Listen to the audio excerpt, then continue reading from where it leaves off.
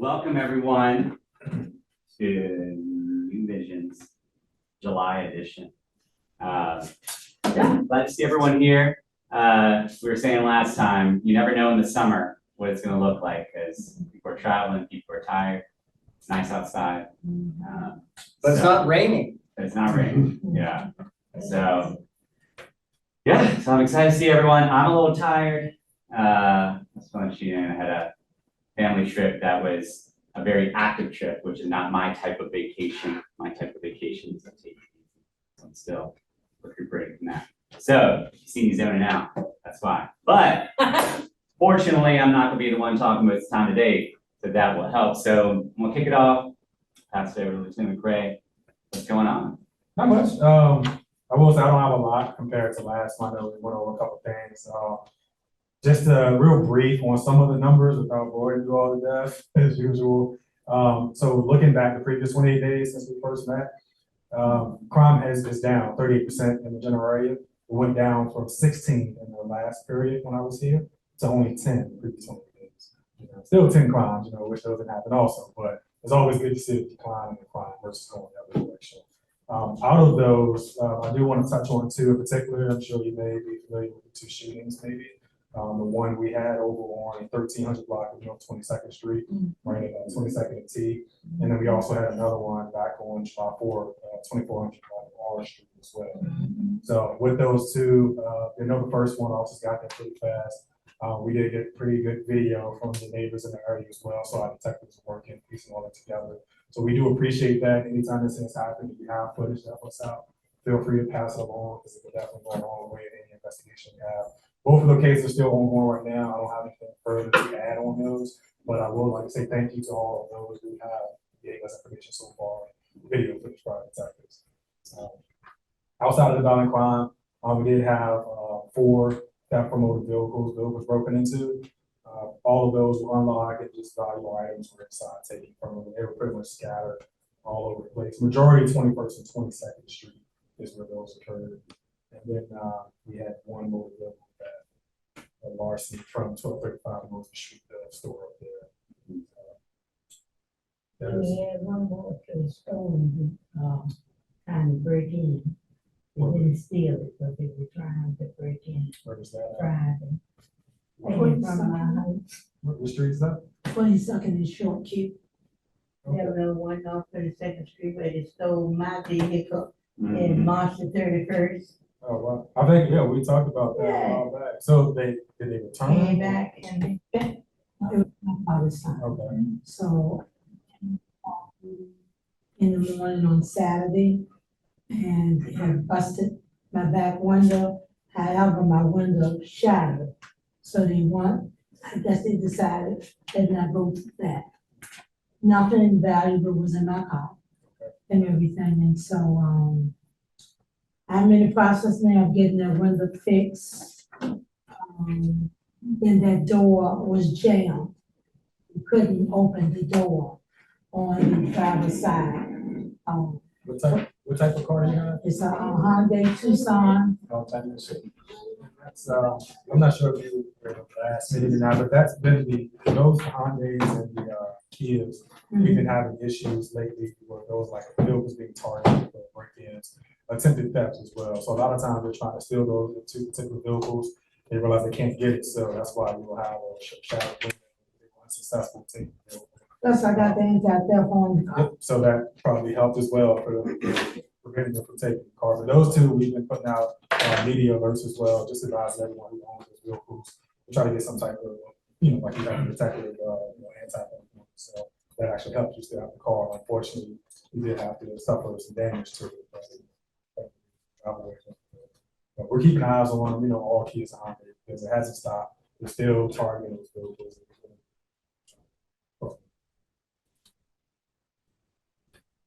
We're gonna lease a vehicle. They don't have their eyes on the Toyota. Because I've been walking since March 21st, so lease a vehicle. I tell you too, I'm really disappointed, but the community right now. It's been 71 years. Nothing like this has happened. immediately come in to what I just told what's going on. And that's been the thing, I know we mentioned last time, a lot of these targeted vehicle thefts are coming from juveniles. So it's not adults running around trying to take these cars, it's the kids, not sure what's the drive, what's, pushing them to go ahead and do it, but we're seeing a lot of juveniles involved, car thefts and break-ins. We're keeping the close eye as we can. Unfortunately, we can't be everywhere. So we know what we can. I just want to thank you for providing us that data after the meeting last time and keeping us in the loop on it. Yeah, absolutely. This is really helpful for us. One thing I wanted to bring up, and I think a bunch of y'all complain about this. We live on 20th down there with Paul, and everybody uses 20th as an expressway cut through to not take Mosby. Everybody's just flying through there. I didn't know if it's possible for y'all to consider putting up a speed trap or something right there, but if you had something between 4 and 7 p.m., y'all would make back your fines real quick. I bring it up now, particularly. Both ways? What's that? Both ways? Both ways, yeah, it's real bad, and I bring it up mostly right now, because obviously we have a bunch of new babies in the neighborhood right now, a lot of little ones, but also, as you know, keep walking up 20th, the pool is right there, and so we are the path that everyone takes to get to the pool, all those youths walking through there, and we don't have sidewalks there, so everybody just is walking in the street, so everybody's there, wheelchair running through there, walking, whatever, it just, I'm seeing people dodging people walking in the street all the time, and it's just a matter of time before somebody gets hit. I think a little bit of presence there would slow that down, scare it. In which block? We're R and 20th, but it's anything from Fairmont, all the way that first 2 or 3 blocks up. It's pretty bad. I'll also mention that yesterday a police cruiser was also going through there about 45 and 25, but without lights. But that's not what I'm here to complain about. But yeah, it's just constant. People going about 15, 25 miles over the speed limit all the time, just trying to cut through there during rush hour particularly. Okay. And no problem. What I'll do is I'll just wrote that information. I'll pass that along to the officers. They can, make some calls. They can spend some discretionary time there as well. Yeah. It'll help out. You can have a call. So that'd be great. Put that out. Thank you. No problem. And then we'll take it up with city council, get some speed bumps or some sort of traffic calm. Updates on what I wrote. No, we haven't got reference to these. So we put it out. It's kind of keep an eye on it.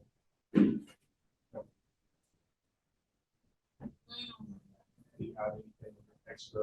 I wish I could record, but then, it won't. I would be putting myself in harm's way if I did. Is there any specific time frame that's what you say the most activity? That can also help us try to narrow down when we should focus our attention. It's usually around between 4 and 7. So pretty much the same time as well. All right. Yeah, I'll look into it and pass it on and see if we can try to just narrow it down for that time frame and see what we can do.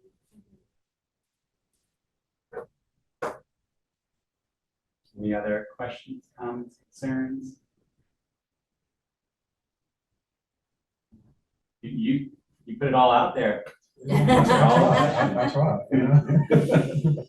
Well, thank you so much. And as you shared, if something does come up, he's easy to reach and happy to provide information. And feel free anytime, is there any need numbers about what's going on, something we can talk about in the meeting, and then we can talk to Paul, you have my email as well, you can send it to me and I'll get it. Are you excited about a new headquarters? I am. Well, the new precinct, yeah. We haven't really gotten much information on it yet as far as I know they're still trying to work out location and everything. I'm just glad to hear it somewhere, it's about time.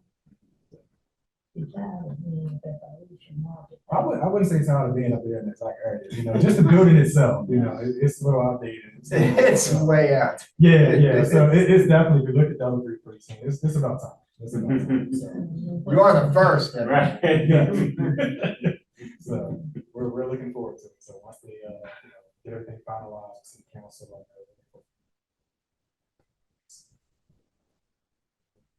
start. As of right now, yeah. So I think the phase right now is planning steps, trying to figure out what and when they're going to start breaking ground. So nothing has been mentioned as far as what they do with the whole precinct. See if I can do that as a whole.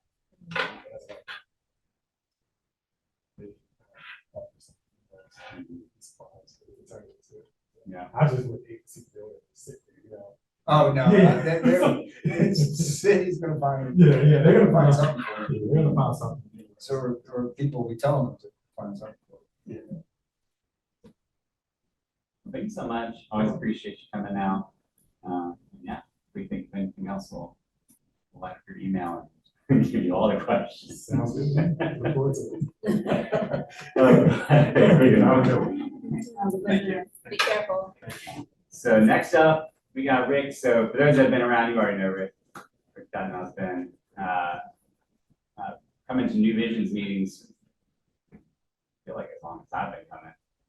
So a long time, and has been very engaged in the community. So we had a conversation recently.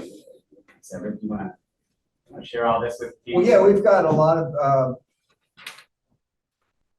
a little over 6 years ago, I led a delegation to England for the 400th anniversary of the funeral of Pocahontas. And when we went, we took students from Franklin Military Academy, including teachers and the principal.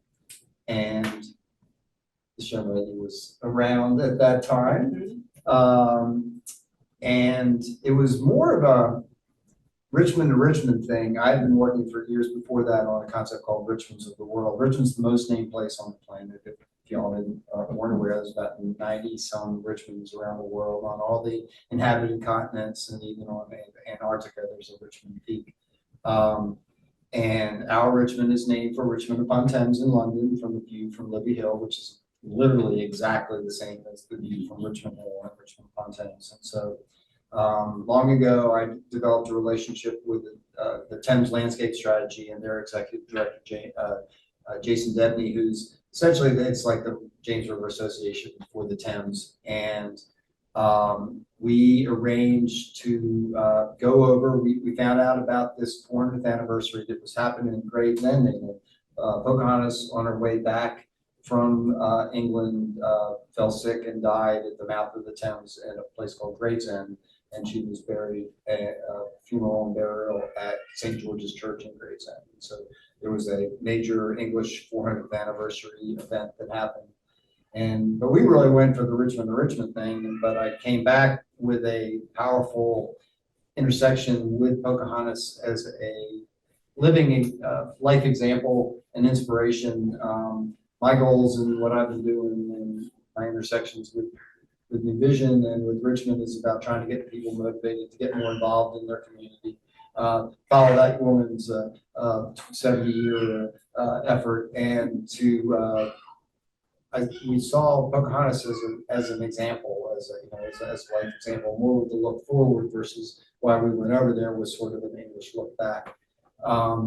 She's been a strong connection to me for the indigenous people and the 11 recognized tribes in Virginia. And last year we did an event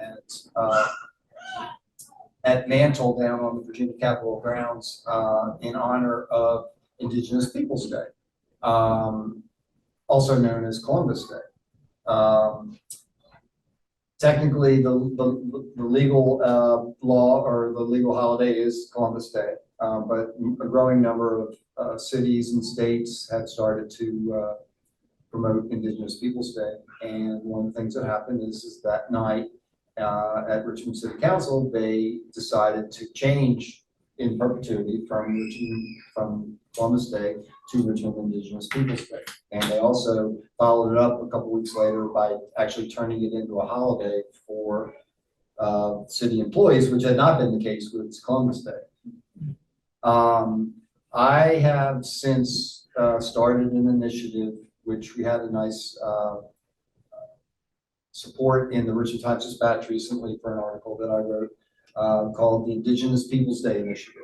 And what we're trying to do is for Richmond to sort of turn over the big domino and create these domino effect across the country and stop this sort of doing it and let's do it kind of thing, with actually changing from Columbus Day to Indigenous Peoples Day. It was in Congress in the last session, went into committee and sat there. And so our plan now is reaching out to Senator Tim Kaine and to our new Congresswoman Jennifer McClellan. And Tim Kaine was an original co-sponsor of the previous legislation.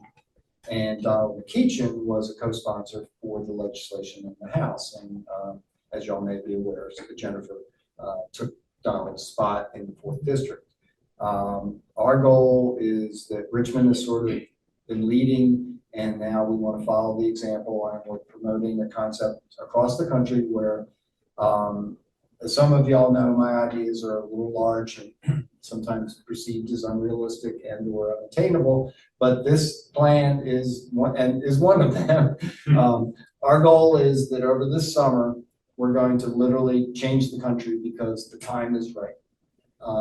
I've been in contact with Senator Kaine and Congressman McClellan, and the hope is that this month they're going to introduce into the new Congress, which has to happen, legislation to change the Indigenous Peoples Day. And then we have this idea of getting folks around the country through Richmond's example and through an initial push by the Richmond Regional Community, the RVA, to write letters to their legislators and to ask for this to be done.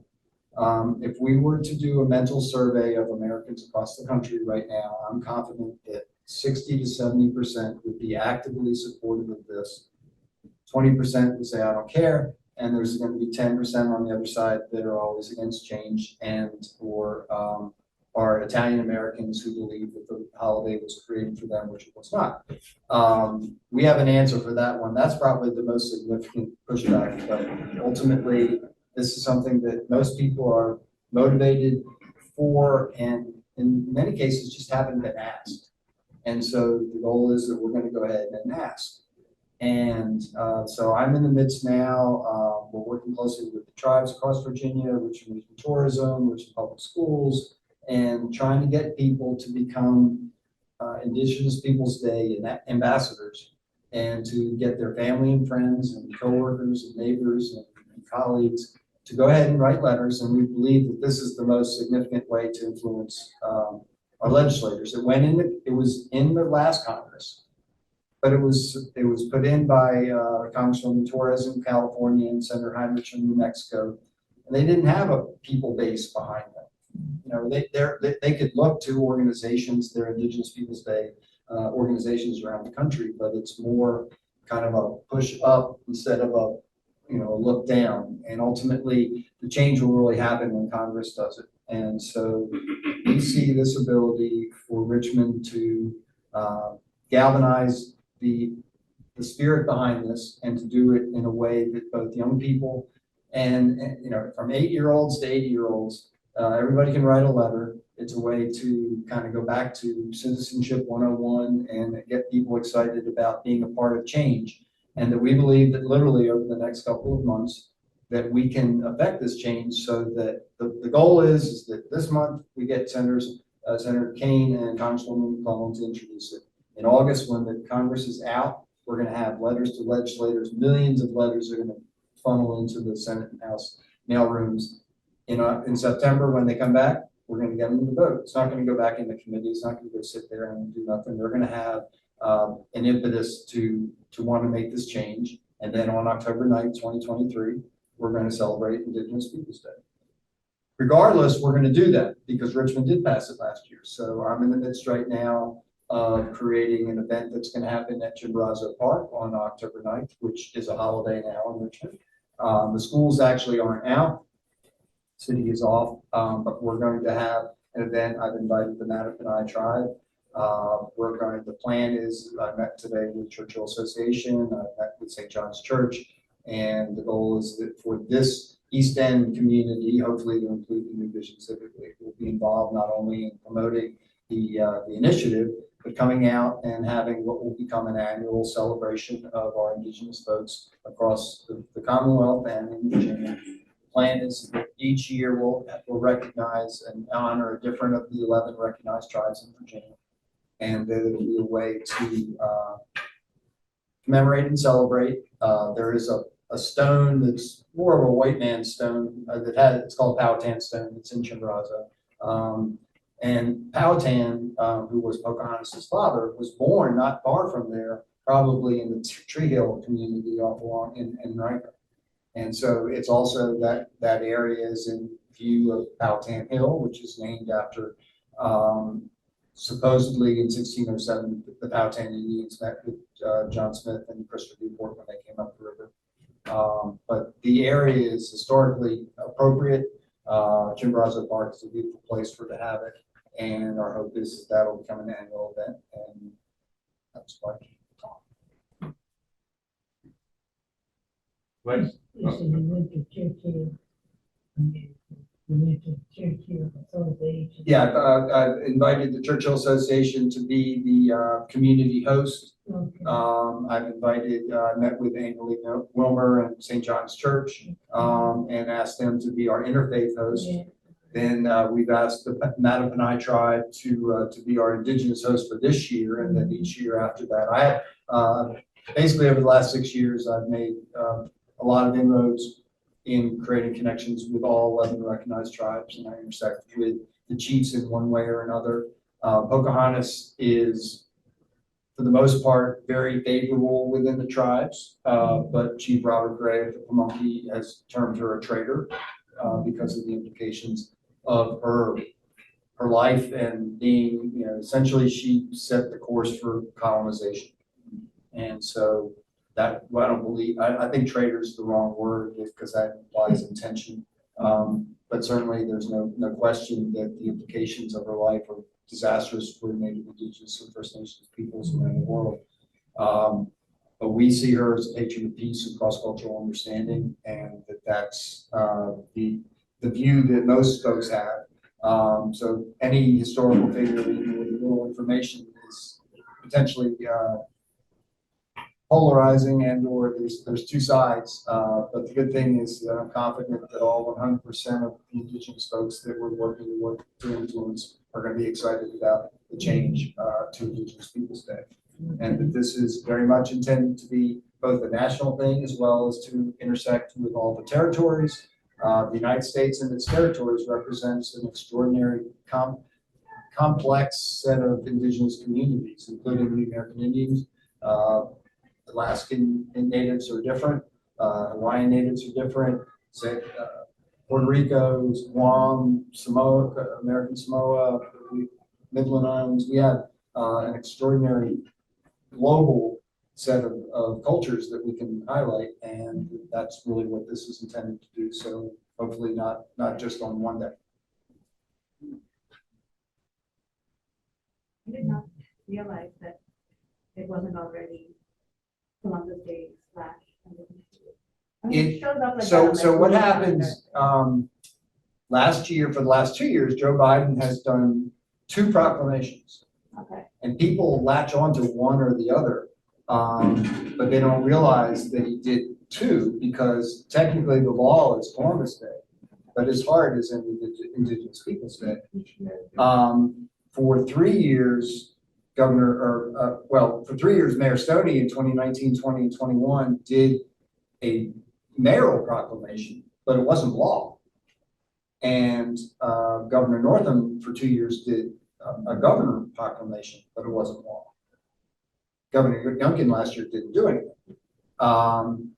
It has become a little partisan. It has become a lot partisan, and unfortunately, it's an annual confrontation that shouldn't happen because there's just Columbus was a bad choice, and there's a lot of ways to talk about that, and the Italian American community, including my cousins, the Mancinis in Philadelphia, aren't very supportive. There's a lot that are loud and very supportive, and that has kind of kept things at bay because people don't want to make change, and so kind of pushing that maybe we should go ahead and just pull the Band-Aid and let's get moving. And so that's what this is about. Worst case scenario, it won't happen this year, but Richmond already did it and they've done it officially. So we're going to celebrate and we're going to be known for being the epicenter of awareness and respect. And we hope to just influence the rest of the country to go ahead and follow suit. Starting in the East End. Literally. Good place to start. Yeah, darn right. And, definitely want to involve young people. Pushed, spoken with Jason and Sade with Richmond Public Schools, and it's hard to intersect new things with the schools. But there are ways that we can get involved, maybe YWAM, just youth in general, whereas adults might be a little skewed on some of those percentages. I think if you were to talk to 20 and under, it's 99.7% that are in favor of getting this move on. And it's really, this is about their future, creating a world that they're going to control and that they should have some say in what it's all about. So what's a good, for this group, for people that watch, what's a good concise action step of? All right, so the the real main action step is that we're asking people, and what I will do is send to you so that you can share with everyone else. It's called Letters to Legislators. And we're asking people to send a letter to their 2 U.S. senators, their congressperson, and their 2 state representatives. In Richmond, we don't have to do anything because we already done it. But it's essentially 6 letters. Letters are now 66 cents, if y'all aren't aware, starting today officially.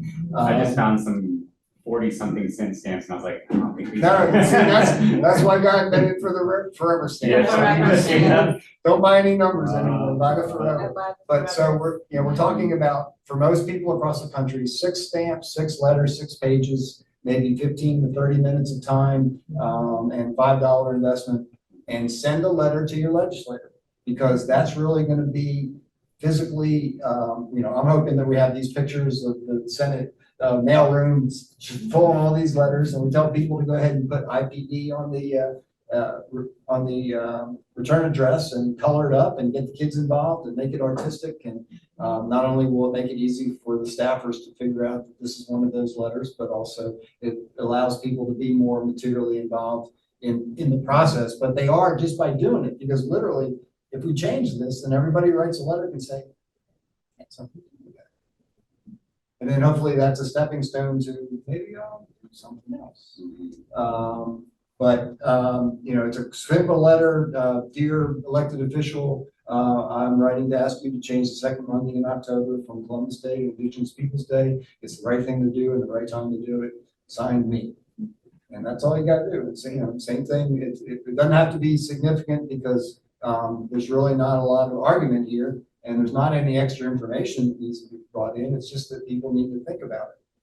And our goal is that we're going to get celebrities and elected officials and faith leaders, and I want LeBron James. If you ask LeBron James right now, are you for this change? He'd say, of course I'm for this change. I don't know that. My guess is that he would say that, and then we say, well, do you mind telling everybody that you know that you're for this change? And he'll say, sure. And we're just getting everybody to do that, and then everybody's going to hear it from everybody else, and then we're going to do it, and then we'll move on to something more. Or something like that. But essentially, the action item is the same for everybody, no matter where they live. And that's the beauty of this, is that wherever your family lives, wherever your cousin lives, wherever your friend from high school lives, they're a target market, because look, it's not changed in Congress. So those folks can send their Congress people a letter, and everybody gets a chance to be a part of it, no matter where they live. Which makes it easy for the market. It's like, you're in, because we need everybody. And there's probably 130 cities that have actually made the formal change. California's way ahead, upper north, Portland, Oregon, Seattle, Boston, Denver, Houston, Columbus, Ohio. Columbus, Ohio has done it. They moved their statue. We threw our statue of Columbus in the Bird Park Lake. But they removed the statue from their city hall, and they, a couple of years ago, changed it to Indigenous Peoples Day. So it's not new, it's just that, you know, we're kind of just, we're treading water and we should just go ahead and swim ashore and start moving on. Any other questions, comments? Thanks for listening. You said October 9th is the big timber. October 9th is the date. It's gonna, the plan is to be, say, like a 47 event. 6:41 is sunset. I've ordered good weather and I will keep up on that reservation. And we've got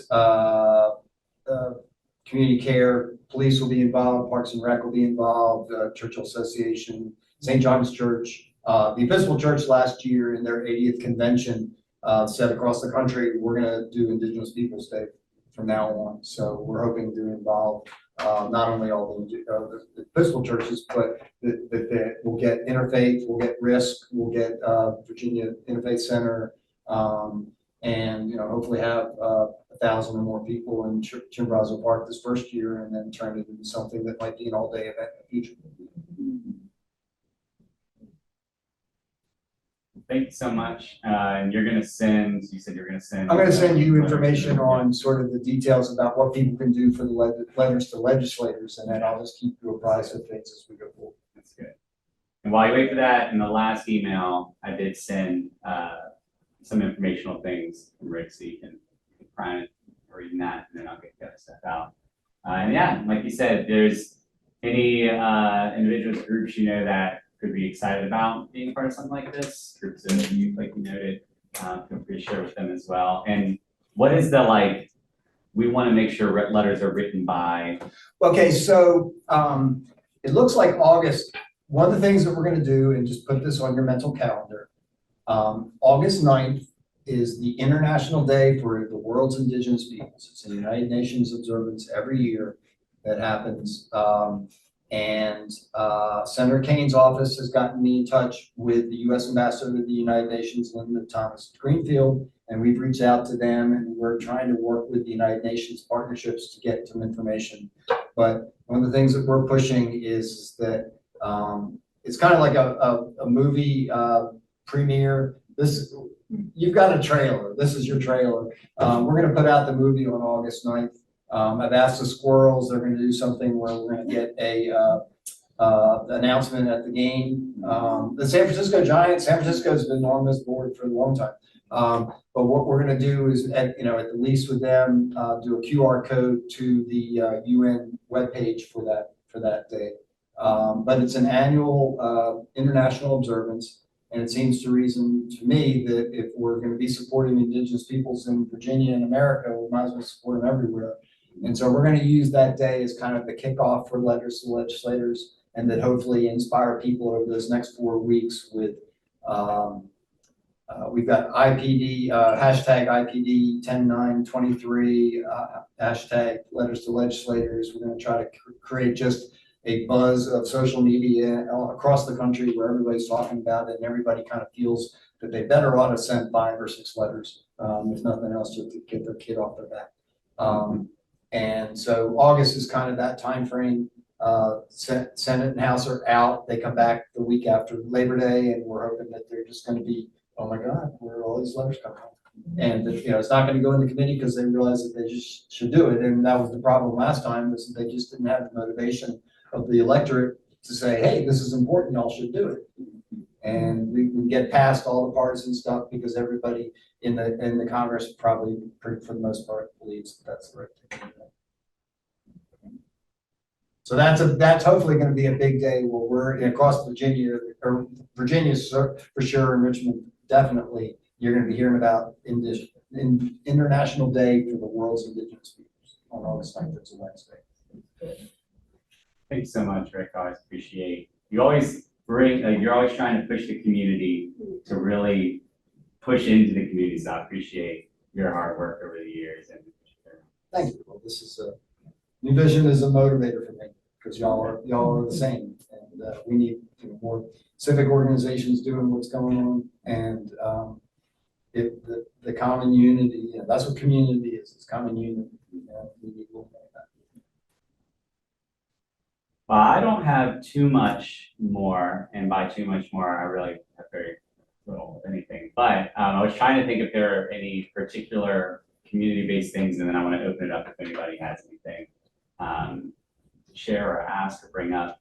One thing I did want to note, if you haven't seen it, signage is up. ATM is out at the New Virginia Credit Union. I don't know when they open, but I have started to get communication around, hey, I'm opening an account. And so if you're looking for a new place to bank and you want it to be down the street, right around the corner there. One question I had that I was curious if you knew anything about is a national night out. If there's that, so maybe it's an offline conversation, but I was. Ready to mention that. I think, this was a year to start the 25th Street Festival. And they are planning. Okay. They are planning to have the festival, and I think the date, the second Saturday in August. But since they started planning, I understand the Big Jazz Festival is on the second Saturday in At August. Neymar? The one at Neymar? I imagine so. I don't know, but I don't go. But I understand it really is a top seller, and I know many of the people go there.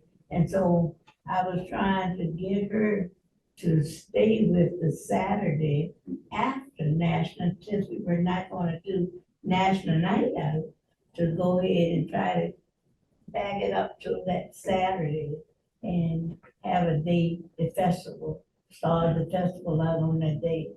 But I'm praying, and I'm discouraged, but I'm trying to stay out of the way, because sometimes a new broom will sweep a little bit, but I don't know. Well, we're talking a month away, right? Yeah. Yeah. And so I think we're supposed to be meeting on Wednesday, and she said for everybody to bring their walking shoes, not me, but for everybody to bring their walking shoes.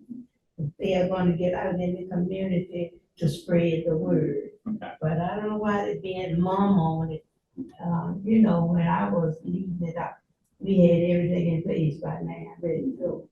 But y'all pray for those who want to merge in leadership, into leadership.